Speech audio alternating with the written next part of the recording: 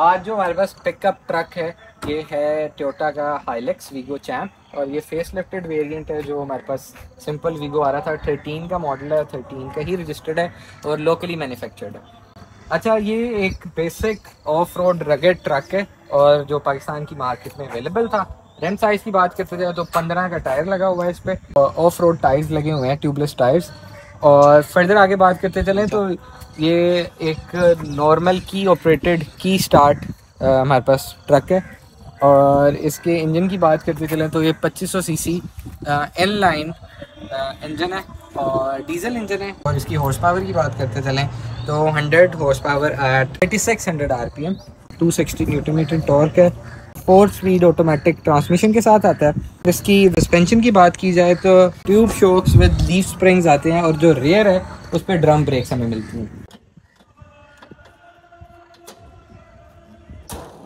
अच्छा, अगर हम इसके इंटीरियर की बात करते चलें तो हमारे पास एनालॉग है, सारा कुछ एनालॉग है। इसका ये गेजेस है हमारे पास, हीट और उसकी कोल्ड की, फिर उसके बाद गियर्स की सारी इंडिकेशंस हैं, फिर उसके बाद ये हमारे पास फ्यूल की सारी इंफॉर्मेशन है और साथ में स्पीडोमीटर दरमियान में वाला जो है वो भी एनालॉग।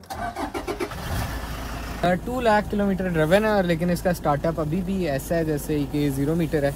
आइए अब इसकी ड्राइव की बात करते हैं। बाकी जिस टाइम पे ये गाड़ी परचेज की गई थी तो इस टाइम मार्केट के अंदर इसका कंपेटिटर्स में कोई भी कंपेटिटर्स अवेलेबल नहीं थे, तो ये इसका काफ़ी प्लस पॉइंट था इसका पाकिस्तान के अंदर कामयाबी का। अच्छा, इसके अंदर जो वेरिएंट्स ज़्यादातर आते थे वो सिंगल डेक का आता था, यानी 2 सीट्स वाला, और उसके साथ साथ डबल डेकर आता था जो कि इस वक्त हमारे पास मौजूद है। इसके अंदर 2-3 वेरिएंट्स आते थे जिसके अंदर वुडन ट्रिम्स नहीं होती थी और मीडिया कंट्रोल बटन्स नहीं होते थे। जिस बजट के अंदर हमने इसको परचेज किया था वो round about with registration 4 million था, लेकिन डॉलर की इन्फ्लेशन की वजह से अब इसकी जो प्राइसेस हैं ये 5 मिलियन अबव है। तो इसकी अगर फ्यूल एवरेज की बात की जाए तो ये है 8 to 9 विद इन सिटी, जो कि बहुत सरप्राइजिंग है क्योंकि ये डीजल व्हीकल है इस वजह से। और लॉन्ग के ऊपर ये हमें 11 to 11.5 ईजिली आपको दे देती है। अगर इसके इंटीरियर की बात करते चलें, स्टीयरिंग व्हील से स्टार्ट करते हैं। इसके अंदर हमारे पास एक एयर बैग है, साथ में मल्टीमीडिया कंट्रोल्स हैं जो कि आपके इंफोटेनमेंट सिस्टम के साथ कनेक्टेड हैं।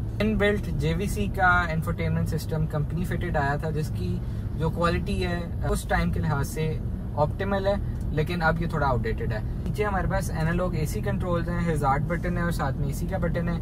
ओवरऑल अगर इसकी इंटीरियर की फिनिश की बात की जाए तो ये प्लास्टिक मटेरियल सारा यूज किया गया है डोर कार्ड्स के ऊपर। और ओवरऑल अगर सीटिंग की बात की जाए तो उसके ऊपर फैब्रिक यूज किया गया है। उसको विद टाइम हमें फिर उसके ऊपर लेदर राइड कोशिश करवानी पड़ी क्योंकि उसकी जो ड्यूरेबिलिटी है वो इतनी ज्यादा नहीं है। इसका जो सेलेंट फीचर था वो सिर्फ और सिर्फ ऑफ रोड कैपेबिलिटीज थी।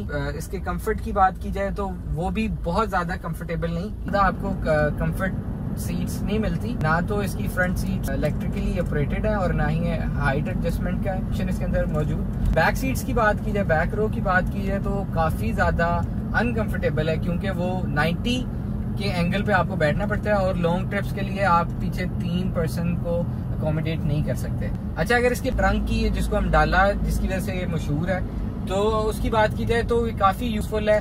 ज्यादातर लोग इसको ट्रांसपोर्ट के लिए यूज करते हैं और इसको आप कैनोपी लगा के इसको बंद भी कर सकते हैं, लेकिन मेरा ख्याल है कि इसको प्रेफर्ड यही है कि इसको एज अ प्रॉपर जो इसकी कैपेबिलिटीज हैं उसके अकॉर्डिंग इस्तेमाल किया जाए। इसके बारे में वैसे बात की जाए तो एक प्रॉपर ऑफ रोड मशीन है, सिर्फ रंगा और थल रैली और जितनी भी रैलीज में यूज होता है। और इसके अंदर हमारे पास ये क्योंकि सीकेडी वेरिएंट है, इसके अंदर हमारे पास थाईलैंड के वेरिएंट्स आते हैं जिसके अंदर 3000 सीसी इंजन भी आते हैं और 4000 सीसी इंजन भी आते हैं। पिकअप है और ओवरऑल जितना भी उसका ऑफ रोड कैपेबिलिटीज हैं वो इससे भी ज्यादा है। तो इसको लोग बहुत ज्यादा मॉडिफाइड करते हैं और अगर बजटेड पिकअप ट्रक के अंदर देखा जाए और रिलायबल के लिहाज से देखा जाए तो बहुत अफोर्डेबल है। और अगर इसकी हम मेंटेनेंस की बात करते चलें और पार्ट्स की प्राइसेस की बात करें तो बहुत ज़्यादा एज कम्पेयर टू बड़े पिकअप ट्रक्स के इसकी जो चीज़ें हैं वो रेडिली अवेलेबल भी हैं। और अगर इसकी मैं 5000 या 6000 की मेंटेनेंस की बात करूं, इंजन ऑयल और इस तरह का जो स्टफ है, तो वो आपको राउंड अबाउट 11 to 12,000 कॉस्ट करता है, विच इज़ 2.5 रुपीज़ पर किलोमीटर। इसके अंदर हमारे पास 4x4 की ऑप्शन है, फिर उसके साथ 4 स्पीड ऑटोमेटिक ट्रांसमिशन। इसके साथ हमारे पास दरम्यान में एक सेंटर कंसोल है, इनफ स्टोरेज स्पेस है, ग्लव बॉक्स है और दो हमारे पास कप होल्डर्स हैं, एक लेफ्ट में और एक राइट पे एसी वेंट्स के नीचे।